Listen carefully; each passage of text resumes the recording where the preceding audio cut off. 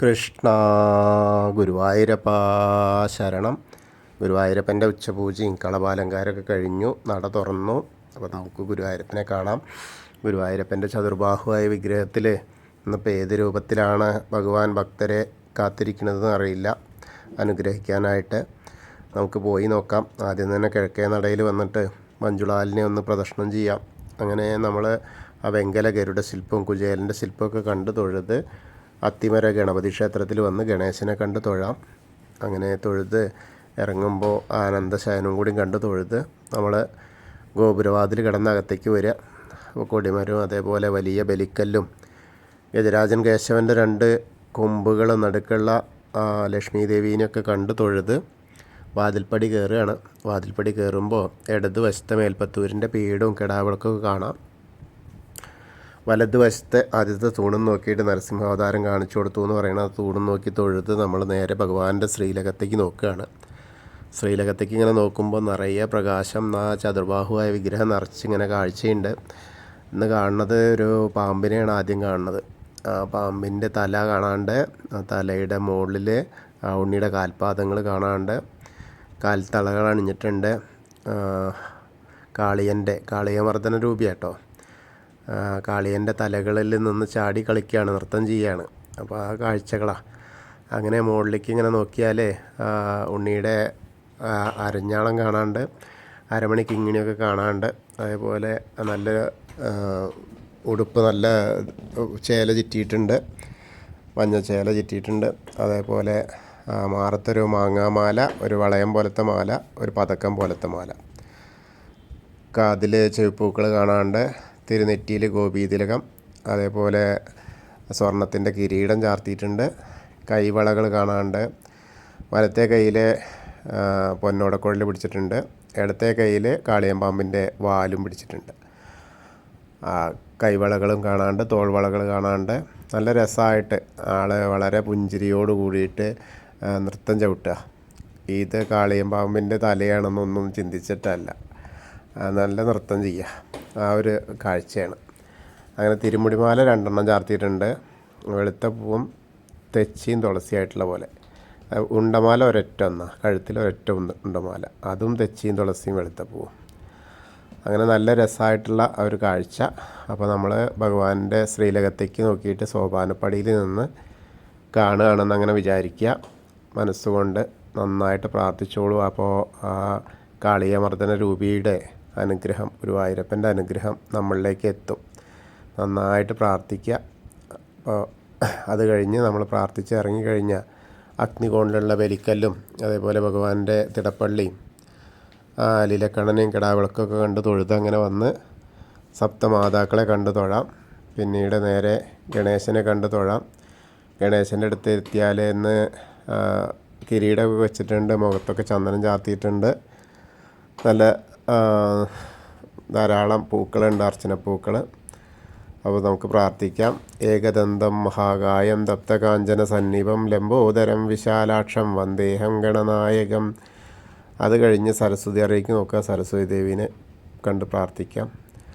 സരസ്വതി നമസ്തുഭ്യം വരദേ കാമരൂപിണി വിദ്യാരംഭം കരിഷ്യാമി സിദ്ധിർഭവതു may സദാ.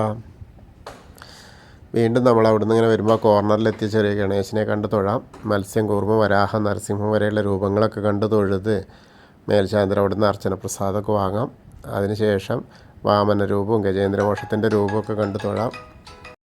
അത് കഴിഞ്ഞ ഗരുഡാരൂഢനായിരിക്കുന്ന മഹാവിഷ്ണുവിനെയും അനന്തശായിയായ അനന്തപത്മനാഭനെയും കണ്ട് തൊഴുത് നമ്മൾ ശ്രീകോവിലിൻ്റെ പുറകുവശത്ത് വന്ന് സാഷ്ടാംഗം നമസ്കരിക്കുക.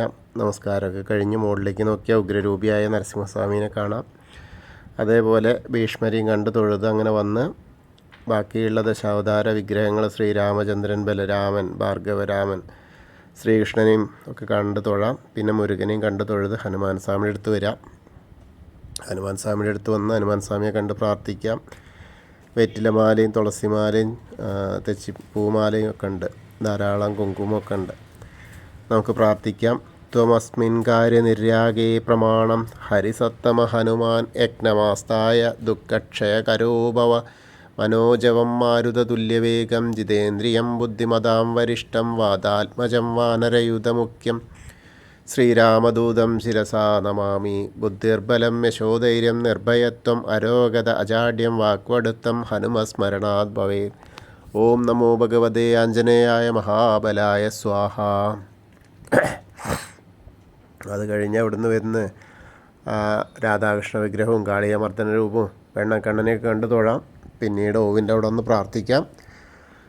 അത് കഴിഞ്ഞ് കൊടിമരം നോക്കി തൊഴുത് നേരെ മണിക്കിണറും ഭഗവാന്റെ നൃത്താറയും കിടാവിളക്കും കണ്ട് തൊഴുത് അടുത്ത അറയിലെത്തുമ്പോൾ കുറൂരമ്മയും നാരദരും മേൽപ്പത്തൂരിനെയും വസുദേവരെയൊക്കെ അങ്ങനെ കണ്ട് തൊഴുത് വടക്കേ നടയിൽ കൂടെ പുറത്ത് വന്ന് പ്രസാദ കൗണ്ടറിൻ്റെ അവിടെ നിന്ന് ചന്ദനവും തീർത്തൊക്കെ വാങ്ങാം. പിന്നീട് നേരെ എടത്തരിക്കത്തുകാവിലെ ഭഗവതിയെ കാണാനായിട്ട് പോവാം. അങ്ങനെ അമ്മയുടെ മുന്നിലെത്തി അമ്മയെ കണ്ട് പ്രാർത്ഥിക്കാം. സർവമംഗളമംഗല്യേ ശിവേ സർവാർത്ഥ സാധികേ ശരണ്യേ ത്രയംബകേ ഗൗരി നാരായണി നമോസ്തുതേ. അമ്മയെ കണ്ട് തൊഴുത് അവിടുന്ന് വരുമ്പോൾ ആ കോർണറിലെത്തിയ വടക്ക് പടിഞ്ഞാറ് ഭാഗത്തേക്ക് നോക്കി തിരിഞ്ഞ് നിന്ന് മമ്മിയൂരപ്പനെ മനസ്സിൽ വിചാരിച്ച് നമശിവായ നമശിവായ നമശിവായ എന്നുള്ള പഞ്ചാക്ഷരി മന്ത്രം ജപിക്കും ചെയ്യുക. അത് കഴിഞ്ഞാൽ നേരെ നമ്മൾ വന്ന് കൊടിമരത്തിൻ്റെ അവിടെ വന്ന് വീണ്ടും ഭഗവാന്റെ ശ്രീലകത്തേക്ക് നോക്കി ആ കാളിയമർദ്ദന രൂപിയെ കണ്ടു തൊഴാം. പിന്നീട് അങ്ങനെ വന്ന് നേരെ കൂത്തമ്പലത്തിലും അതേപോലെ അയ്യപ്പസ്വാമീനെയും വന്ന് കണ്ട് തൊഴുത് പ്രാർത്ഥിക്കാം.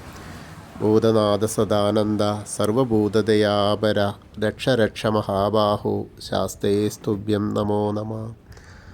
അവിടെ തൊഴുത് വന്ന് വീണ്ടും നമ്മൾ പടിഞ്ഞാറ് നടയിലുള്ള ദീപസ്തംഭത്തിൻ്റെ മുകളിലുള്ള വേണുഗോപാലിനെയും കൊടിമരത്തിൻ്റെ മുകളിലുള്ള ഗരുഡധ്വജനെയും കണ്ട് തൊഴുത് പടിഞ്ഞാറ് നടയിൽ കൂടെ പുറത്ത് വന്ന് രുദ്രതീർത്ഥ കുളത്തെ പ്രദക്ഷിണം ചെയ്യുക. പ്രദക്ഷിണം ചെയ്യുമ്പോൾ ആ നടുക്കുള്ള കാളിയമർദ്ദന രൂപിയെ കണ്ട് തൊഴാം.